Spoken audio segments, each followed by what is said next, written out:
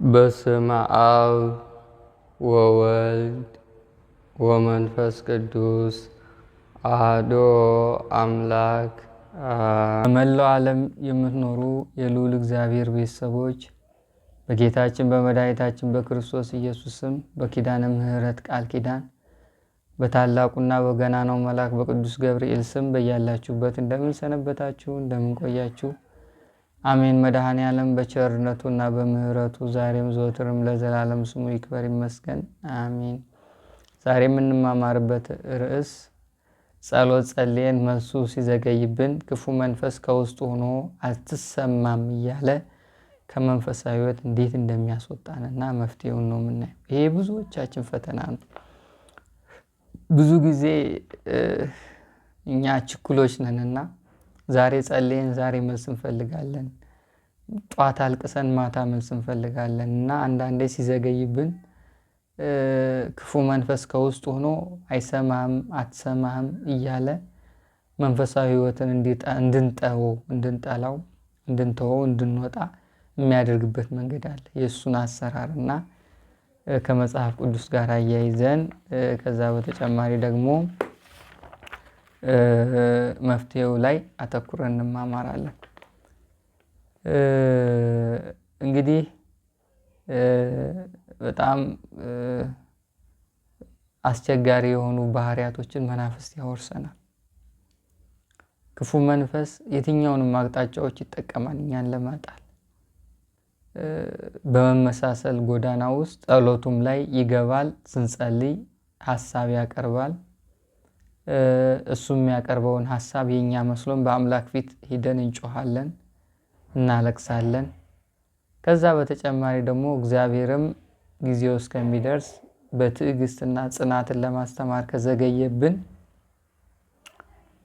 እግዚአብሔር አይሰማህም፣ አንተን አያደምጥህም፣ ሌሎችን ሰማ አይደል፣ ሌሎች ተፈወሱ አይደል፣ ሌሎች ዳኑ አይደል የሚል ድምፆችን ከውስጥ እያወጣ ከመንፈሳዊ ሕይወት ያወጣል። አንዳንድ ሰዎች በጣም ከልባቸው አምርረው ከእግዚአብሔር ጋር የሚቀያየሙ አሉ።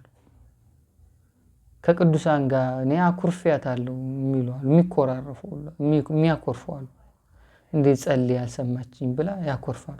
አንዳንዶቹ ጸሎቱና ስግደቱን ይተውታሉ። እርግፍ ለማልሰማ ነገር ይላሉ።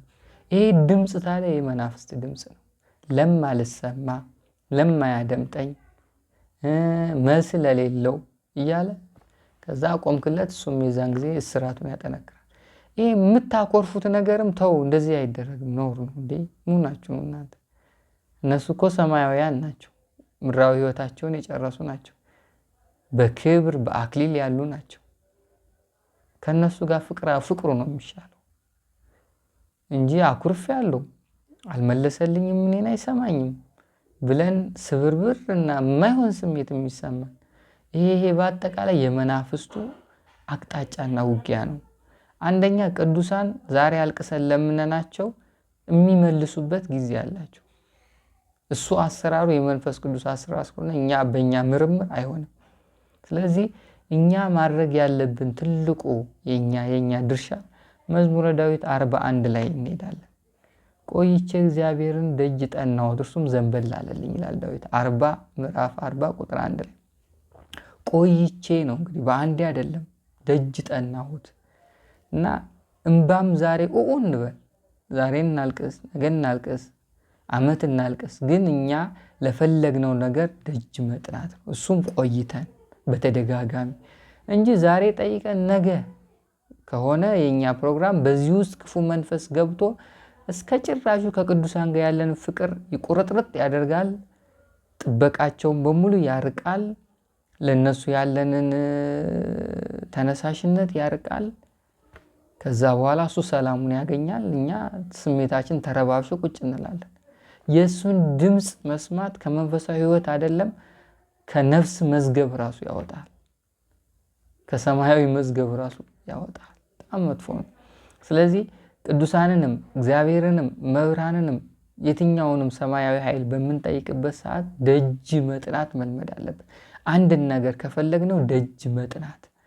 እስከ መቼ የሚለው ቃል የኛ መርሃ ግብር አይደለም። እስከ መቼ የሚለው የእግዚአብሔር። እኛ መጠየቅ፣ የኛ ድርሻ መጠየቅ፣ ማልቀስ፣ ሱባኤ መቁጠር፣ መለመን ነው። ቀጣዩ እሱ ነው። ከዛ የእሱን መስጠት የእኛን ድርሻ እንጨርሳለን፣ የእሱ ደግሞ እሱ ይሰራል። እና ይሄ ግን አኩርፍ ያለው አልሰማም፣ ሌላውን ሰምቶ ነው አይሰማኝ። በተለይ እነዚህ የመምህራንን ትምህርቶች የገጠመኞችን እየሰማችሁ እነሱ በእንደዚህ አይነት ጊዜ እንደዚህ ሆነው ለእኔ ለምን አልሆንም፣ እነዚህ አይነት ቋንቋዎች የእሱ ድምፆች ናቸው። ስለዚህ ጥንቃቄ ልናደርግባቸው ይገባል። ይሄ ቀላል አይደለም። እውነቴን ነው። ብዙ ሰው ከመንፈሳዊ ሕይወት ይሄን አስወጥቷል። ጸሎት አይሰማም እያለ ብዙ ሰውን አስወጥቶታል። ብዙ ሰው አምልኮቱን እርግፍ አድርጎ ትቶታል። ከአምላኩ ጋር የነበረውን ፍቅር ሰርዞታል። እግዚአብሔር ደግሞ የሚቀርበን ጥበቃውን ወደኛ የሚያጠነክረው ለሱ ባለን ፍቅር እና አከብሮታ ነው። እግዚአብሔር የሚጠየቀው ሲጀመር በፍቅር ነው፣ በፍቅር በልመና ነው። እና ይህን ማወቅ አለብን። ቆይተን ነው እግዚአብሔርን ደጅ መጥናት ያለብን። ቆይቼ ደጅ ጠናሁ እግዚአብሔርም ዘንበል አለልኝ አይደል ያለው ዳዊት። ቆይቶ ነው፣ በአንዴ አይደለም። ይሄ ቆይታው መቆየቱ እስከመቼ ነው የሚለው ነገር እሱ የኛ ፕሮግራም አይደለም። የኛ ፕሮግራም መጠየቅ። አዎ እንግዲህ ሐዋርያው ቅዱስ ጴጥሮስ አንድ መልእክት አለው። ምዕራፍ 5 አንደኛ ጴጥሮስ 5:10 ላይ የጸጋ ሁሉ አምላክ ለጥቂት ቀን መከራ ከተቀበላችሁ በኋላ ራሱ ፍጹማን ያደርጋችኋል፣ ያጸናችኋል፣ ያበረታችኋል። ግን ለጥቂት ቀን መከራ መቀበል አለባችሁ። ይሄ ክርስትና አካሄዱ ነው። ለጥቂት ቀን መከራ ከተቀበላችሁ በኋላ ምን ይላችኋል?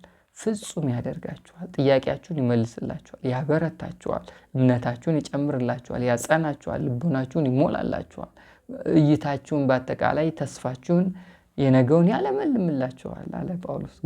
ጴጥሮስ አንደኛ ጴጥሮስ 5:10 ላይ ግን ለጥቂት ጊዜ መከራ ከተቀበላችኋል። ይሄንን መከራ ይላል ሐዋርያ ቅዱስ ጳውሎስ እዛው ላይ ሲጽፍ በዓለም ያሉ ወንድሞቻችሁ በሙሉ ተቀብለውታል፣ አሳልፈውታል ይላል። ይሄ አንዱ ነው። ስለዚህ ጥያቄም የፈተና ጥያቄም የመከራ ጥያቄም የውጊያ ጥያቄም የስጋ ጥያቄም የፍላጎት ጥያቄም የትዳርም ጥያቄም የትኛውም ጥያቄም ለጥቂት ጊዜ በዛ ጥያቄ ውስጥ መከራ መቀበል አለብን።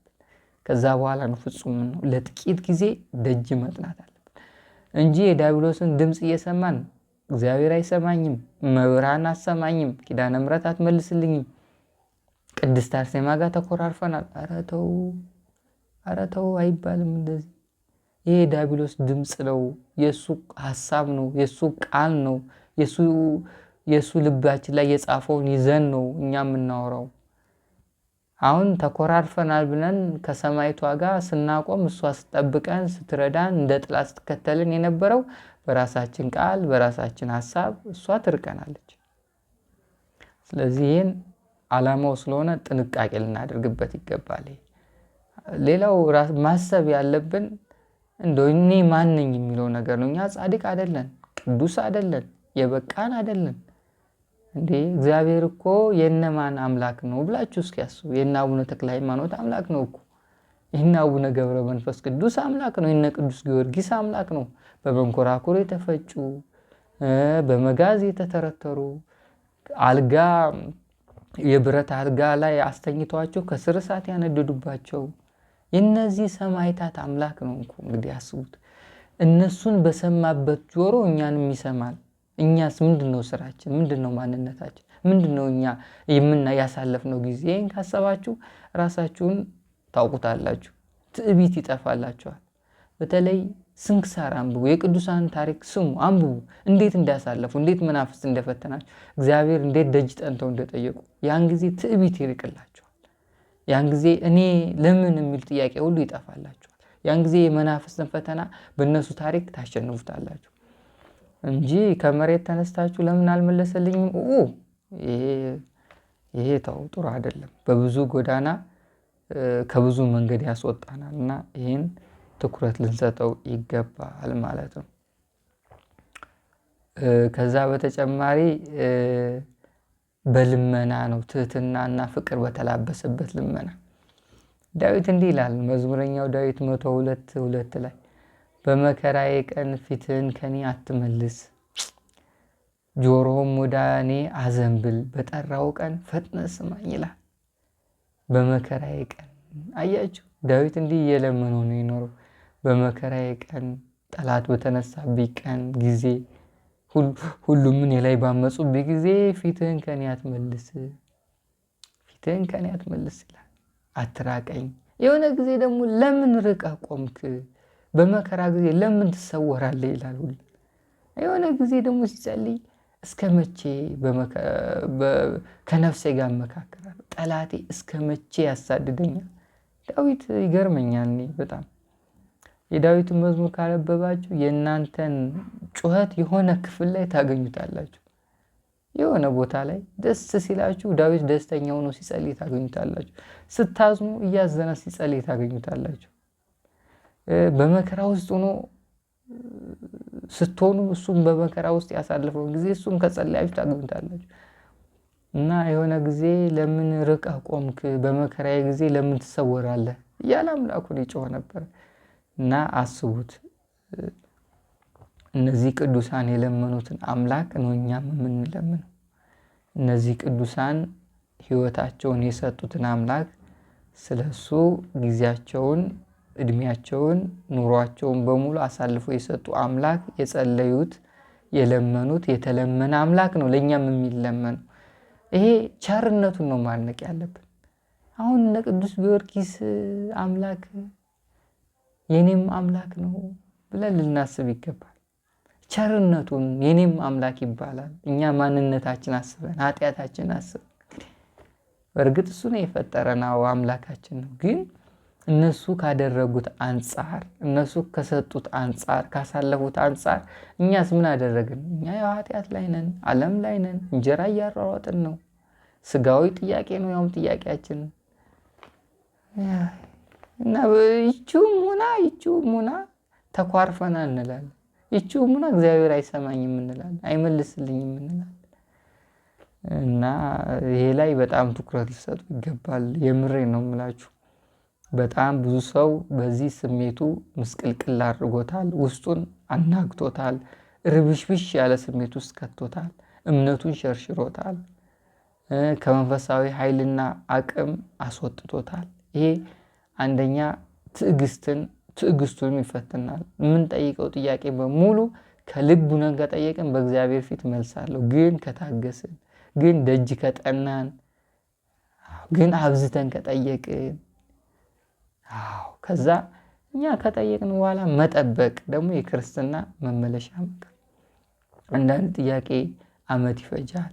አንዳንድ ጥያቄ 6 ወር ሊመለስ ይችላል። ምንም የምናውቀው ነገር የለም የእግዚአብሔር ፕሮግራም። እኛ በእምነት ሆነን ዕለት ዕለት አምልኮትና ጸሎታችን ሳናቋረጥ መጠየቅ ነው። እሱ በፈቀደበት መንገድና ጊዜ፣ ሰዓት፣ ሁኔታ ይመልሳል። ግን በሚመልስበት ጊዜ እኛ ከሱ ደጅ ሳንወጣ መገኘታችን የኛ ድርሻ ነው። ጸልየን ዓለም ውስጥ ከተነከርን ለምን አልመለስልኝም ካን እሱ ሌላ ጥያቄ። ጸልየን ጠይቀን ከዛ በኋላ ተስፋ እኮ ይሰጣል። አንዳንዴ ህልምና ራእዮች ተስፋዎች ናቸው። በህልም ጥያቄያችን ልናየው እንችላለን። ግን ያ ጥያቄ ወይም ያ ህልም እስከሚፈጸም ድረስ ጠብቁ ነው። ጠብቁ። ከዛ የምንጠብቅበት ጊዜ እግዚአብሔር እስከሚመጣ ድረስ የምንጠብቅበት ጊዜ ደግሞ በአምልኮትና በጸሎት መሆን አለበት። ከዛ ከወጣን ሁሉም ነገር ይቆማል ማለት ነው። ሁሉም ነገር ይጠፋል ማለት ነው። እና ክፉ መንፈስ ብዙ ነገር አፍቶብናል። ብዙ ወጣቶችን አምልኮት ጀምረው ከአምልኮት አስወጥቷቸዋል። ብዙ ወጣቶችን እያመለኩ ጸሎትና ምስጋና ውስጥ ሆነው እንኳን የዲያብሎስን ፈተና አይለዩትም። አሁን ድረስ ስንት ዓመት እየታገሉ አሁንም አይለዩትም። ተቀላቅሏል፣ ተደባልቋል፣ ተዋህዷቸዋል። እና ክፋቱን አልተውትም፣ ተንኮል አልተውም፣ አንዳንድ ስህተቶችን አልተውም፣ ኃጢአት አልተውም። ይሄ ትልቁ ፈተናችን ነው። እዛ በተጨማሪ አንዳንዴ ሳስበው ሁሉ ይገርመኛል። በነገራችን ላይ እናንተ ላይ ብቻ ሁሉም ሰው ላይ የሚያጋጥመው ነገር፣ በተለይ ጀማሪ መንፈሳዊ ሰው የሚጀምር ሰው ይሄ ጥያቄ እስከሚጸና የቅዱሳን ታሪክ እስከሚያነብ እግዚአብሔር በጊዜ ሂደት እስከሚያስተምረው መንፈሳዊ ጀማሪ የሆነ ሰው ይሄ ጥያቄ ያመጣበታል። ለምን አይሰማኝም? በቃ አኮርፋለሁ። ሱባኤ ቆጥሬ እኔ እምባዬን አልቅሼ ደክሞኝ ሰውነት የተጎሳቁሎ እስካሁን እንደምን አልሰማኝም። እግዚአብሔር የማይሰማኝ ከሆነ ለማይሰማኝ ነገር ለምን አልተውም ጸሎት ብለን ትተው ትወጣለህ። እግዚአብሔር የማይሰማኝ ከሆነ ለምን ጸልይ? የምጸልይበት ዓላማ ምንድን ነው ትላለህ? የከባድ ጥያቄ ነው። እውነቴን ነው የምላችሁ። በጣም ብዙ ሰው መንፈሳዊ ህይወቱን ብቻ ሳይሆን ተስፋውንም ጭምር ነው ያጠፋበት።